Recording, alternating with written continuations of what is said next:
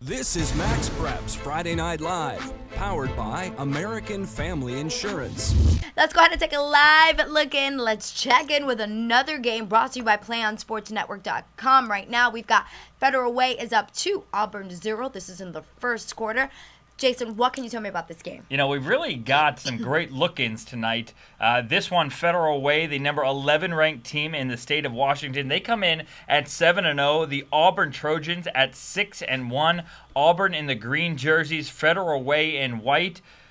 Steve, the last time these two teams played was back in 2009. Auburn won 42-9. This one, at least early on, seems like it could be a little bit closer. Yeah, except Federal Way just broke a long run. I'm not sure. I can't tell who that was, but that may have been Chico McClatcher, the outstanding sophomore running back from Federal Way, and this one looks like it may be coming back. But Chico McClatcher, a sophomore, his nickname is the Blue Mamba. So he's kind of as explosive and as electric as DeAnthony Thomas, similar build, similar height. Oh, this just in, Steve. They're waving off the flag, and that would be a touchdown. So we did get a touchdown. How about that? Yeah. There you go. There you go. So, yeah, these are both teams that will compete with Skyline in the Class 4A playoff bracket. Federal Way undefeated. A lot of people think they could knock off Skyline, and Auburn only has one loss. So these are two of the best big school teams in the state of Washington. No doubt. You know, you talked about Chico. He really gets it done not only on the ground but through the air as well as a receiver. 3 touchdowns last week, 2 on the ground, 1 through the air. Now, Federal Way is as well as they're playing so far this season. I mentioned they're 7-0. They went undefeated last year but lost in the first round of the playoffs. So it's not what you do in the regular season, it's what you do in the postseason.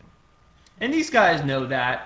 They I'm sure still feel the sting of a first-round playoff exit, but I think there's a different vibe around this year's team to go 8-0 and to have the success that they've had offensively. They put up a ton of points. I think there's a different aura, a different feel around this year's team where they expect to make a deep playoff run. All right, Steve, thank you very much. From you, we're going to go ahead and check in with Robert Gantz. He's out in Southern California. He was taking a look at another game for us, a very big game that we were looking at. This was Goose Creek versus Wando. He is a sports editor of the Gazette, and he's also a contributor here at MaxPreps, and he's going to talk to us now and tell us about that game. Now, we know Goose Creek won, Robert. Yeah, that's right. The Gators, by the way, I'm in South Carolina, not Southern California. Total end of the other end of the United States. Anyway, yeah, the game just went final about 30 minutes ago. The nationally ranked Goose Creek Gators put a 35-14 beatdown on the Wando Warriors, and the Gators stayed unbeaten. I tell you what, Georgia fans really will be happy to hear that versatile Gators running back wide receiver Tremel Terry, he had over 100 yards rushing, also had over 100 yards receiving. He found the end zone 3 times. And, the Gators came in here and took control in a situation where people expected Wando to give Goose Creek a good game. There was a lot of energy in the building, a big crowd for a South Carolina high school football game. And Wando played well early, found the end zone on his first possession, go up 7-0. The Gators kind of took that punch, went right back down the field, converted a 4th down play, scored. I believe it was Terry actually a touchdown pass to Caleb Holmes, tied it up at 7. And that kind of took a little bit of the wind out of Wando's sails, and Goose Creek was able to take control and win the game 35-14. For the Goose Creek defense, Omar McCray had 2 big interceptions that killed Wando drives down in the red zone. And so it was a really good win for Goose Creek, and Wando's a good team, but Goose Creek was just a lot better tonight. No doubt. Hey, Robert, I'll tell you this much. We knew as soon as you started talking to us that you were in South Carolina and not Southern California. You've got a great South Carolina accent, so you keep that up. Hey, I appreciate it, guys. Hey, I tell you this one. Goose Creek has now won 8 in a row against Wando. Do you think Wando came in thinking to themselves, in order to prove that they are a team to be reckoned with in South Carolina, they've got to get over this hump and beat Goose Creek? That's exactly what they were thinking. And, the deal is right now, when Goose Creek goes into a stadium to play another football team, I believe Goose Creek is 7 to 14 points better just because they have the mental edge. I don't know that teams like Wando and other teams in the state really feel like they can beat Goose Creek. So, I do agree that Goose Creek is the standard, and Wando probably came in a little bit, knowing that their margin for error was really minimal. And but to their credit, Wando did play without fear. I mean, they faked the fourth down inside their own territory in the first half to try to catch the Gators off guard. It didn't work out. Gators ended up punching it in for a touchdown. That made it 21-7. But yeah, I mean, I guess I do agree with you that Wando felt like they really needed to get over the hump against Goose Creek. Robert, I've spent a little time in Goose Creek. For those that haven't been there and aren't too familiar with it, they don't probably necessarily think of Goose Creek or South Carolina as a huge high school football hotbed, but outstanding program, outstanding athletes, and a team that's probably going to make another deep playoff run. What's it like being a high school football fan or just being a resident in Goose Creek when the program has had this level of success? What's the buzz down there? Well, I mean, I tell you what, the Goose Creek fans love their athletic teams, not just in football, but in basketball, baseball. It's an area where they love Goose Creek's athletic teams. They come out and they support them. I mean, I know it's a little bit of a stretch, but, if you ever watch the show Friday Night Lights and how passionate they are about those teams, I mean, Goose Creek is a lot like that. And you know what? And the kids are now growing up, knowing they've got to carry on Goose Creek tradition, and they want to. They want to be a hero. They want to wear the Gators uniform. And that's one aspect that you're going to find in championship programs all across the country is that kids, when they're young, they grow up, they want to wear that high school uniform. They want to be a hero for that school, for that community. And Goose Creek kind of has that going in football especially. I mean, they're like a factory. I mean, I guess you guys probably know about as much as I do. I think they have about 7 or 8 definite Division I players, from their sophomore to their senior class. And I think it all started about 5 or 6 years ago. These guys were kids. They were on the middle school, or they might have been in elementary school. They saw the direction that Goose Creek was headed. They wanted to be a part of it, and they wanted they get the great fan support at home. And it's just a great environment and a great program to be a part of, not just football, basketball, baseball, those other things. All right, Robert, thank you very much for your time. You got to see a pretty good game out there tonight, 35-14. Wando's getting a little closer beating Goose Creek. A year ago, the final score in that game, 72-28. So they're making up some ground. There you go. They're there. And he's in South Carolina. Thank you very much, a Gazette reporter. Thank you very much, Robert. That was awesome. But now it's time to... We don't have sound effects built in, so we do them ourselves. This is our drum roll. We're going to get there, but I think by next week we'll have some music for Jason's top plays of the week. Yes, ladies and gentlemen, it's time. It's time. And there's a bonus today. There is. The only thing better than a top 5 is a top 6, right? There we go. That's what you're going to get then. 6 plays of the week. One of them happened just last night, and we couldn't wait till next week to show it to you. So we're going to show it to you 6th tonight. I like that one. Here we go. Let's check out our first play. This one comes to you from South Dakota, and this is Michael Daniel. Michael takes the handoff, bounces outside. Watch these nice blocks up here on the sideline. Somehow, how do you scoot free through all those defenders? But he takes it to the house. A stiff arm there, and he gets in. That is Michael Daniel. That is play number 1. How about Garrett Olson in Clovis, California? This is a punt.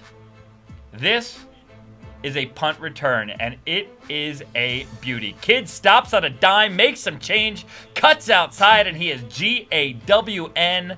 Gone, baby. Gone, exactly. He's in the end zone. Garrett Olson, you get a gold star. How about your boy? You heard from him earlier, right? Yeah, DeMonte Thomas at Marlington High. This kid's just making things happen. Look at 3. 3 thinks he's going to get him. 3 thinks he's going to get him. 3 can't get him. DeMonte Thomas, you're in the end zone. That is play number 3. How about 4? This comes from De La Salle out in California. I'm just telling you where everything is. That's good, right? Yeah. That's a squib kick. So what you're trying to do is basically just say, okay, we want to give you the ball. We're going to give you good field position. But he picks up the squib kick and takes it all the way to the end zone. That's not exactly how the special teams kickoff team had designed it, but that's exactly how it turned out for De La Salle. And then finally, how about this one? I say finally, but really there's a bonus. There's a 6th coming, I promise. I know, you've been in teaching Geneva, us all Illinois, Bobby Hess, he's going to cut all the way to the corner of the end zone. No one is catching him. He gets to the house. That is play number 5. And then this play from Thursday night. He's lining up to kick a field goal that's going to be 67 yards. This is where I say, are you kidding me? But I'm going to wait for it to go through. Are you kidding me? A 67-yard field goal, and what makes that even better, that's Austin Rakow. What makes that even better, it's not just any field goal. It was a field goal that sent the game to overtime for Central Valley High School. They, in overtime, would beat Shadow Park High, and that field goal 1 yard from the all-time national high school record. Yeah, I think we got to check it also because I think he almost beat there's only 4 records in the NFL, and he beat those records. Right. The NFL record is 63 yards. Right? So right. it has a lot to do with the so trajectory and the blocking, the defense that is played in the NFL. He did it. He did it. It doesn't matter. 67 yards. Folks, that's 200 feet. That's like from here all the way back there. They get it. Right. Yeah, way really back far. there. See, it's like in the parking lot back there. Way back there. All right, and those were great plays, but we want you guys to get involved because you can go out and you can go to maxpreps.com/Friday Night Live and you can choose which video should be up for the contention for Play of the Year. What do you think about that? It's going to be they tough. They can vote. It's going to be tough to beat a 67-yard field goal. But it's going to be fun to get involved so you can go online and be part of all of this. There was a really good one last week, too, but I'm not supposed to be biased here, so I'm not going to. Nope, you're not supposed to. You're just Although supposed to talk. I am allowed to go on and vote, you know. You are. You can. Vote. I mean, it's free. You go on. MaxPreps.com. Hey, that's Friday Night Live. Do it. Who knows where Austin Rakow is going to end up in college, or if he's even going to kick in college? But he's got his highlight right there. I can tell you that we do want to make sure that we pinpoint those guys who we know are going to college, and that's exactly what our guy Jake Downey out in Southern California did as he checks in with Narbonne quarterback Troy Williams, who is headed to the University of Washington. I'm Jake Downey reporting for MaxPreps.com. Troy Williams got on everyone's radar screen with a fantastic junior year. The Harbor City Narbonne quarterback threw for nearly 3,200 yards and 34 touchdowns. He ran for another 11 scores and 600 yards rushing. His Gauchos won the city D1 title.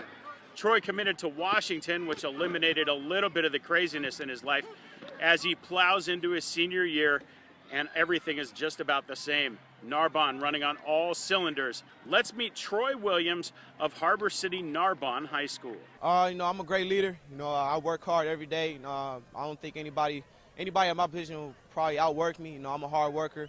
I'm real smart when it comes to field decision at times, and I'm just 100% behind my team, no matter how much we're down by. What's going on, I'm always picking up my team and just make sure we're pushing through it. With offers from all corners of this great country of ours, we have to ask, why Washington? I just loved it when I went up there. I love the whole area out there, the weather. I'm not really a fan of the sun. I just fell in love with Coach Sark. He's a great guy. And it was good seeing Sean Parker, Corey Weiler, Keith Price, those dudes from the L.A. area. So it just felt like I was at home. L.A. Times sports writer Eric Sondheimer thinks this Gaucho is a good fit as a Husky. Troy Williams is clearly the best quarterback in the city section, and the fact that he's been on varsity for 4 years really shows during games. He has that great amount of experience to help Narbonne when things are going good or things are not going well. And I think that's important in these big games that he's been able to come through and calm the offense when they needed a really good leader who has composure, and those are the qualities that I really admire in him. In the meantime, nothing builds confidence like winning, and Narbonne's doing a lot of winning in recent times with Williams under center. We're just a great team, even offensively. We have great backs, great receivers, great O-line, and we're just good all around. And veteran watchers of city section football agree. Narbonne's path to the LA Coliseum and a repeat of their city D1 title is not assured, but the smart money is on the Gauchos. In Harbor City, California, I'm Jake Downey reporting for MaxPreps.com. That was JD. Thank you very much. This is Max Preps Friday Night Live, powered by American Family Insurance.